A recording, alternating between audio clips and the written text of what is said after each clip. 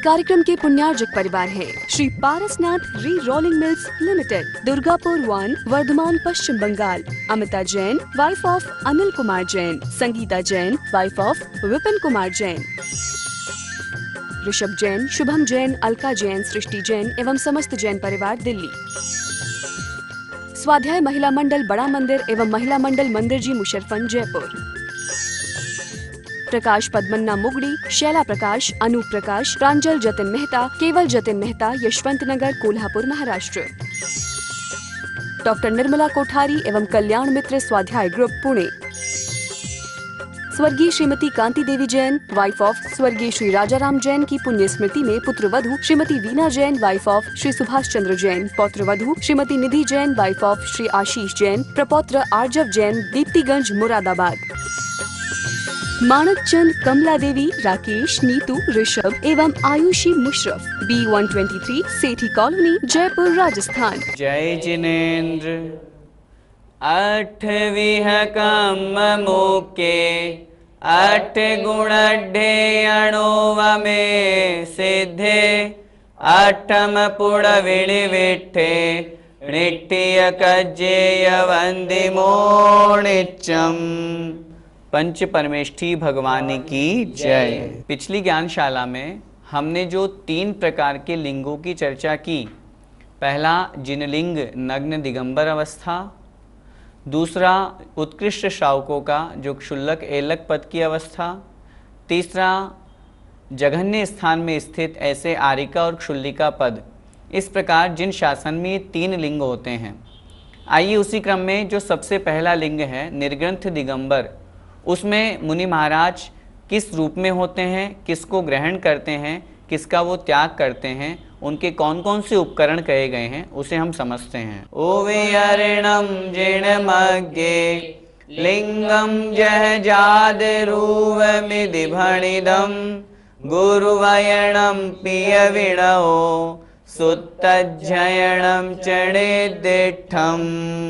जिन मार्ग में क्या उपकरण कहे गए हैं, आइए देखते हैं। ओवियरणम जिणमग्गे, ओवियरणम अर्थात उपकरण। जिणमग्गे जिन मार्ग में, जो उस मोक्ष मार्ग में प्रवृत्त है वे नग्न दिगंबर मुनि महाराज, उनके उपकरणों में पहला उपकरण है लिंगम अर्थात लिंग का।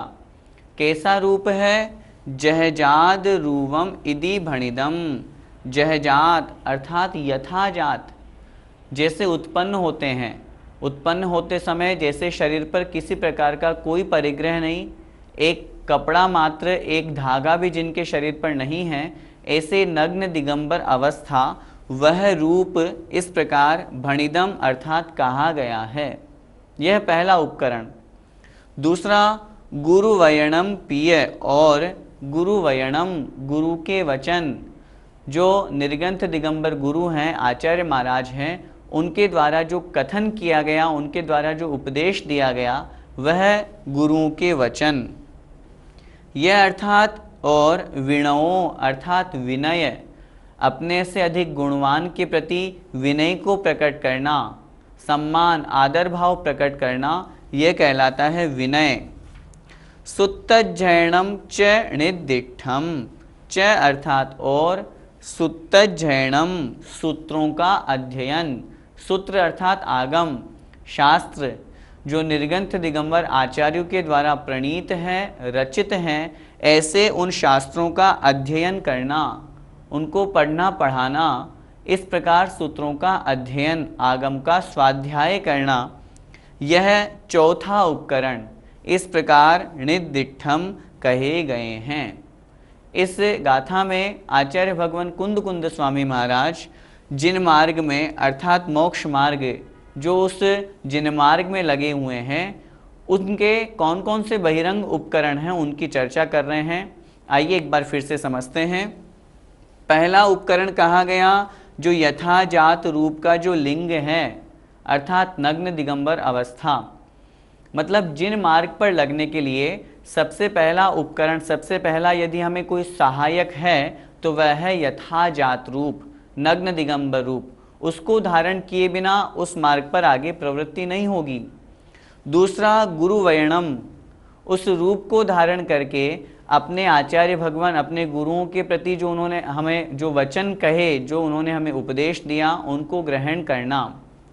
तीसरा विनयो, विनय को धारण करना, गुरुओं के प्रति सम्यक दर्शन, सम्यक ज्ञान, सम्यक चारित्र के प्रति, और उपचार विनय को, इस प्रकार विनय को धारण करना। और चौथा है सुत्तज्जयनम, अर्थात सूत्रों का, आगम का, शास्त्रों का अध्ययन करना, पढ़ना, पढ़ाना, स्वाध्याय करना।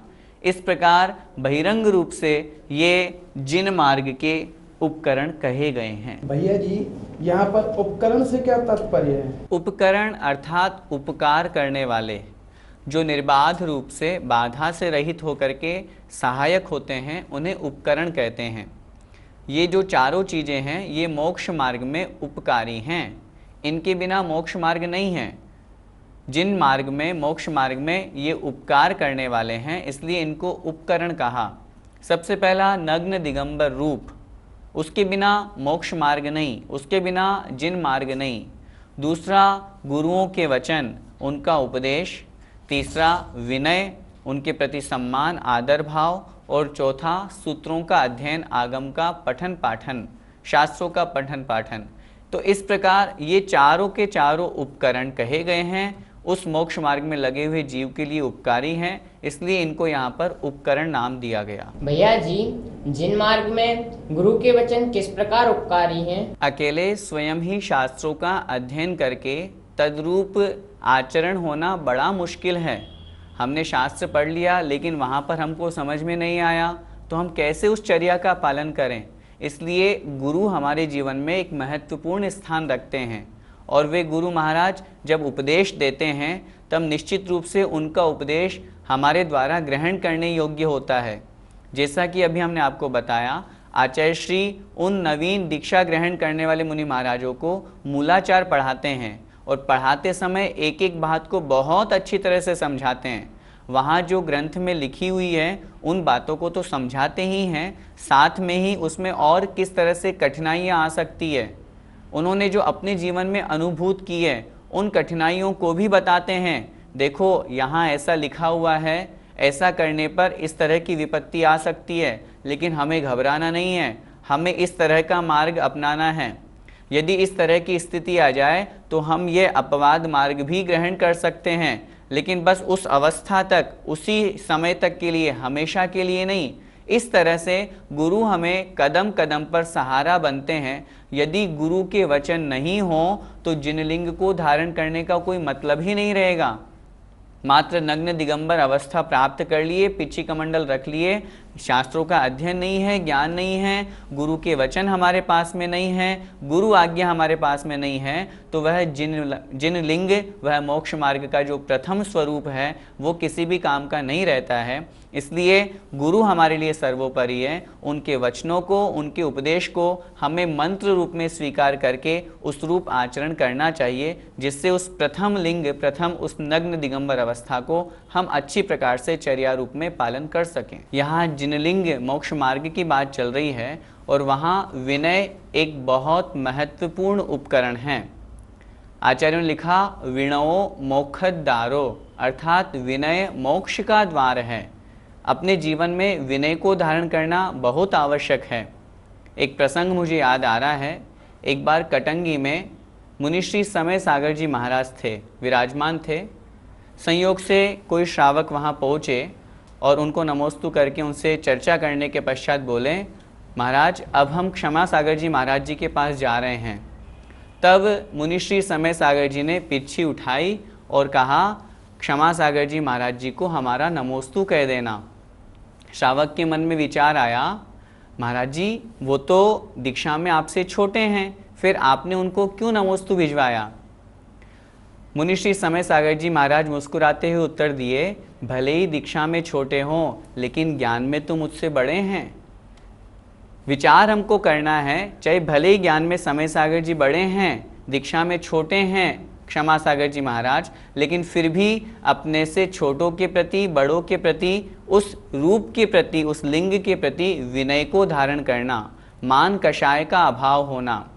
विनय 4 प्रकार की आचार्यों ने शास्त्रों में कही, ज्ञान दर्शन चारित्रोपचाराः।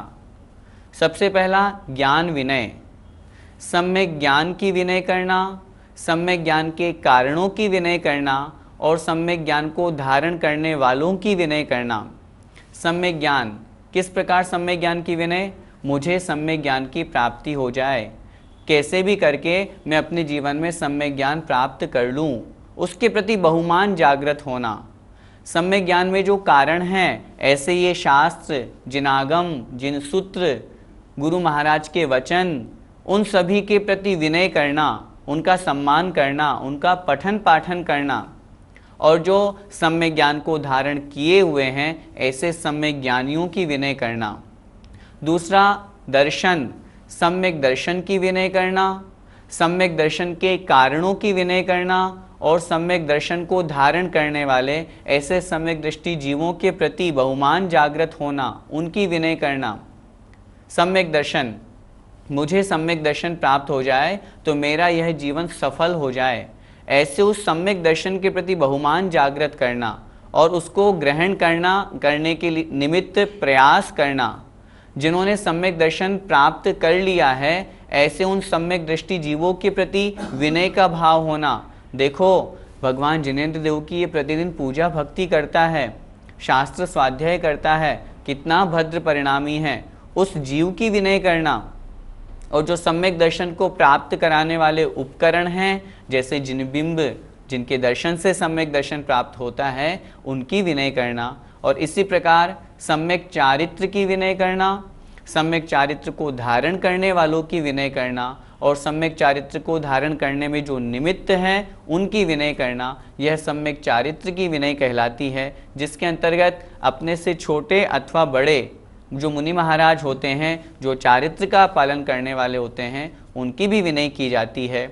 और इसके अलावा उपचार विनय, जिसके अंतर्गत अपने से जो आयु में बड़े हैं, सम्मान के योग्य हैं, उनको लाना ले जाना, उनको किसी वस्तु की आवश्यकता हो वो उन्हें प्रदान करना, उनके पीछे पीछे गमन करना, उनकी बात को मानना, यही उनकी विनय कहलाती है। तो कहने का तात्पर्य, जिस लिंग की हम चर्चा कर रहे हैं ऐसे जिन मार्ग में विनय का बहुत बड़ा महत्व है। इस प्रकार विनय को धारण करने से जीव के अंदर लघुता आती है, सरलता आती है और वह निश्चित रूप से उसके लिए मोक्ष मार्ग में कार्यकारी होती है, उपकारी होती है। इसीलिए आचार्य भगवान कुंद कुंद स्वामी महाराज ने यहाँ विनय को भी उपकरण मान करके उस जिन मार्ग में सहायक बतलाया है। 3 लिंगों में से अभी हमने प्रथम लिंग, प्रथम रूप, जो जिनेंद्र भगवान के समान नग्न दिगंबर अवस्था वाला रूप है, उसकी चर्चा की। आइए अब हम दूसरे लिंग, जो श्रावकों का कहा गया है, उत्कृष्ट श्रावकों का कहा गया है, उसके बारे में हम समझते हैं किस प्रकार उनकी चर्या होती है। दुय्यम च उत्तलिंगम उक्किट्ठम अवर सावयाणम च भिक्खम भमेयि पत्ते समिधि भासेण मोणेण। दूसरा जो लिंग है उत्कृष्ट श्रावकों का, जिसमें क्षुल्लक एलक जी ग्रहण किए जाते हैं, वो कैसे होते हैं आइए समझते हैं। दुय्यम च उत्तलिंगम, दुय्यम अर्थात दूसरा, च अर्थात और, उत्त मतलब कहा गया है, लिंगम अर्थात लिंग, दूसरा लिंग कहा गया है। किनका कहा गया है? उक्किट्ठम अवर सावयाणम च, उत्कृष्ट और अवर अर्थात जघन्य श्रावकों का। दूसरा लिंग उत्कृष्ट और जघन्य श्रावकों का कहा गया है, जिनके अंतर्गत क्षुल्लक जी और एलक जी ग्रहण किए जाते हैं। कैसी होती है उनकी चर्या?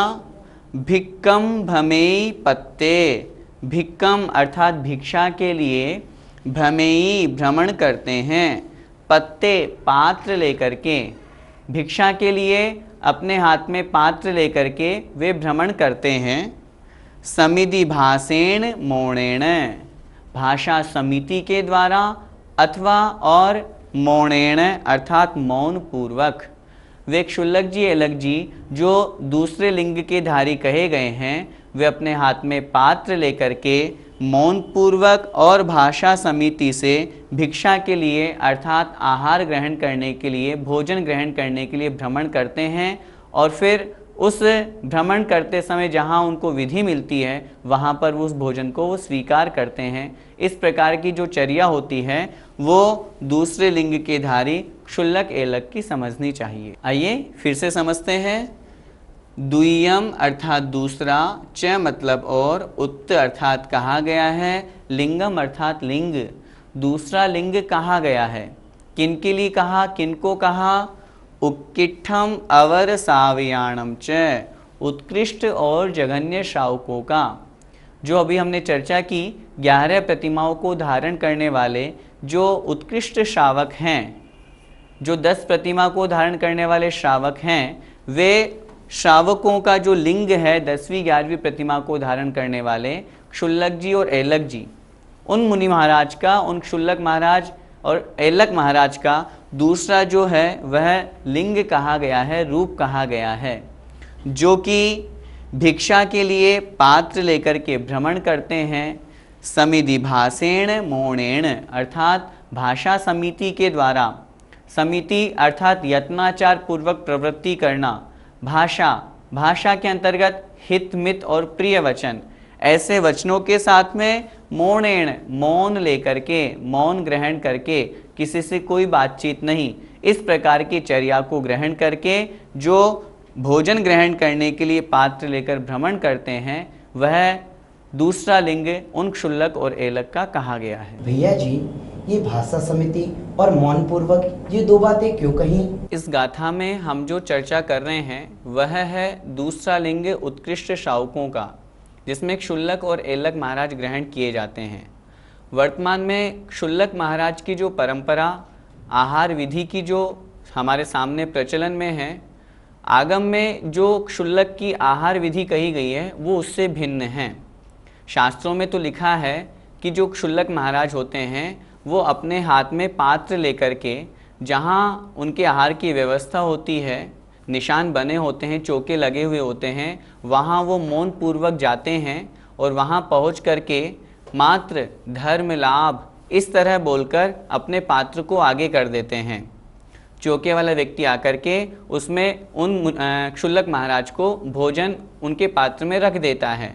यदि उनके लिए वह जो भोजन मिला वह पर्याप्त होता है तो वे उसे ग्रहण कर लेते हैं। यदि पर्याप्त नहीं होता है तो अगले दूसरे चौके में जाकर, जहां आहार की व्यवस्था है, वहां जाकर और उसमें आहार को ग्रहण करते हैं, भोजन को ग्रहण करते हैं।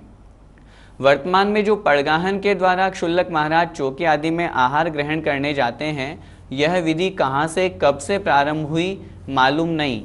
कब से यह विधि चली और मुनि क्षुल्लक महाराज संघ में रह कर के पूरे उस प्रकार से विधि लेकर के निकलते हैं, पड़गायन होता है, ये विधि वर्तमान में प्रचलन में है, लेकिन आगम में इसका वर्णन नहीं। तो इस प्रकार जो समिधि भाषेण और मौणेण दो शब्द दिए, ये दोनों शब्द उन क्षुल्लक महाराज के लिए हैं। मौन पूर्वक ही विहार करते हैं, गमन करते हैं, लेकिन यदि बोलना भी पड़े तो मात्र एक शब्द बोलेंगे।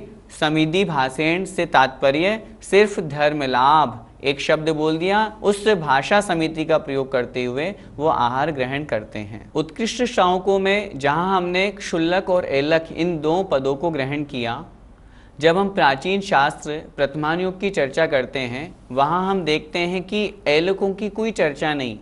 किन्हीं भी प्रथमान युग के ग्रंथों में एलक महाराज का वर्णन ग्रहण नहीं किया। क्षुल्लक महाराज का तो मिलता है, मुनि महाराज का तो मिलता है, लेकिन एलक मुनि महाराज का, एलक महाराज का कोई वर्णन शास्त्रों में नहीं मिलता। यह परंपरा, एलक महाराज की परंपरा लगभग 10वीं 11वीं शताब्दी के बाद से प्रारंभ हुई। लेकिन अंतर इतना हमें और अवश्य समझना है, क्षुल्लक महाराज पात्र लेकर के भ्रमण करते हैं, लेकिन एलक महाराज तो अपने करपात्र में ही आहार ग्रहण करते हैं। वर्तमान में जो एलक महाराज की आहार चर्या है, आहार विधि है, वह आगम में कहाँ लिखी, किस अपेक्षा से कैसे प्रारंभ हुई, इस विषय में आगम मौन है। चूँकि शास्त्रों में किस प्रकार से एलक चर्या करते हैं, गमन करते हैं, आहार विधि करते हैं, इसका वर्णन नहीं मिलता है। इसलिए एलक को इसके साथ में उत्कृष्ट श्रावक को ग्रहण तो कर लिया गया है, लेकिन हमें यह भी अंतर समझना चाहिए कि वे करपात्र लेकर किसी अन्य पात्र को लेकर के आहार ग्रहण नहीं करते, अपितु अपने ही हाथ में अंजुलि बना करके कर पात्र में ही आहार ग्रहण करते हैं। भैया जी, क्या श्रावकों के भी उत्कृष्ट जघन्य भेद होते हैं? आचार्यों ने श्रावकों के भी 3 भेद किए हैं। मुख्य रूप से जहाँ पर श्रावक का वर्णन आता है, 11 प्रतिमा रूप में वो पालन करते हैं। उनमें से प्रारंभ की 6 प्रतिमाओं तक के श्रावकों को जघन्य श्रावकों की कोटि में लिया।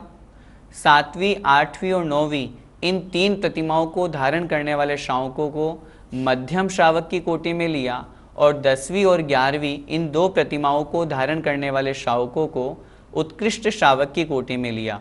तो इस अपेक्षा से श्रावकों को आचार्यों ने 3 कैटेगरी में बांटा, जघन्य श्रावक, मध्यम श्रावक और उत्कृष्ट श्रावक। जो 1 से 6 प्रतिमा तक के धारी हैं वे जघन्य श्रावक, जो 7वीं, 8वीं, 9वीं इन 3 प्रतिमाओं के धारी हैं, 3 प्रतिमाओं से तात्पर्य प्रारंभ की 6 का भी पालन करेंगे, क्योंकि पिछली प्रतिमाओं के साथ में ही आगे की प्रतिमाओं का पालन होता है। तो 7वीं, 8वीं और 9वीं प्रतिमाधारी जो श्रावक हैं वे मध्यम श्रावक, और 10वीं और 11वीं इन 2 प्रतिमाओं के जो धारी होते हैं वे उत्कृष्ट श्रावक कहे जाते हैं। उसमें भी हमें इतना समझना है, क्षुल्लक और एलक ये दोनों 11 प्रतिमाओं के धारी ही हैं, 10 प्रतिमाओं के धारी नहीं, फिर भी इन्हें उत्कृष्ट श्रावक ही माना जाता है। भैया जी, एलक जी और क्षुल्लक जी की चर्या में क्या अंतर होता है? एलक जी और क्षुल्लक जी की चर्या में 3 अपेक्षा से अंतर समझना चाहिए। पहला, आहार की अपेक्षा से। एलक महाराज कर पात्र में आहार ग्रहण करते हैं, जबकि क्षुल्लक महाराज किसी कटोरे में, किसी पात्र में आहार ग्रहण करते हैं। आचार्य महाराज की अपने गुरु महाराज की आज्ञानुसार कर पात्र में भी कर सकते हैं, लेकिन उनके लिए कटोरे आदि के लिए, पात्र आदि की उनके लिए छूट रहती है। दूसरा उनमें अंतर होता है केश लोंच की अपेक्षा। एलक महाराज अपनी दाढ़ी मूंछ के बाल उखाड़ करके जो केशलोच की प्रक्रिया होती है उसी अनुसार करते हैं, जबकि जो क्षुल्लक होते हैं वो कैंची आदि से अपने बाल बनवा सकते हैं। तीसरा अंतर होता है वस्त्र की अपेक्षा। एलक महाराज अपने शरीर पर मात्र एक लंगोट धारण करते हैं, उसके अलावा उनके पास कोई परिग्रह नहीं होता, जबकि क्षुल्लक महाराज उस लंगोट के अलावा एक चादर भी रखते हैं जिसे वो अपने शरीर को ढकने के लिए, सोते समय उसको ओढ़ने के लिए प्रयोग में लेते हैं। इतना अवश्य है, वो चादर ऐसी होती है कि यदि पैरों को ढकना चाहें तो सिर खुला रहता है और सिर को ढकना चाहें तो पैर खुले रहते हैं। इस प्रकार की वो चादर भी ग्रहण करते हैं। यह दोनों में अंतर समझना चाहिए। जय जिनेंद्र। इस कार्यक्रम के पुण्यार्जक परिवार है Shri Parasnath re rolling mills limited, Durgapur 1, Vardhaman, Paschim Bangal. Amita Jain, wife of Anil Kumar Jain. Sangeeta Jain, wife of Vipin Kumar Jain. Rishabh Jain, Shubham Jain, Alka Jain, Srishti Jain एवं समस्त जैन परिवार, दिल्ली। स्वाध्याय महिला मंडल बड़ा मंदिर एवं महिला मंडल मंदिर जी, मुशर्रफन, जयपुर। प्रकाश पद्मन्ना मुगड़ी, शैला प्रकाश, अनूप प्रकाश, प्रांजल जतिन मेहता, केवल जतिन मेहता, यशवंत नगर, कोल्हापुर, महाराष्ट्र। डॉक्टर निर्मला कोठारी एवं कल्याण मित्र स्वाध्याय ग्रुप, पुणे। स्वर्गीय श्रीमती कांति देवी जैन, वाइफ ऑफ स्वर्गीय श्री राजाराम जैन की पुण्य स्मृति में पुत्रवधू श्रीमती वीना जैन, वाइफ ऑफ श्री सुभाष चंद्र जैन। पौत्रवधू श्रीमती निधि जैन, वाइफ ऑफ श्री आशीष जैन। प्रपौत्र आर्जव जैन, दीप्तिगंज, मुरादाबाद। माणक चंद, कमला देवी, राकेश, नीतू, ऋषभ एवं आयुषी मुशरफ, B123, सेठी कॉलोनी, जयपुर, राजस्थान।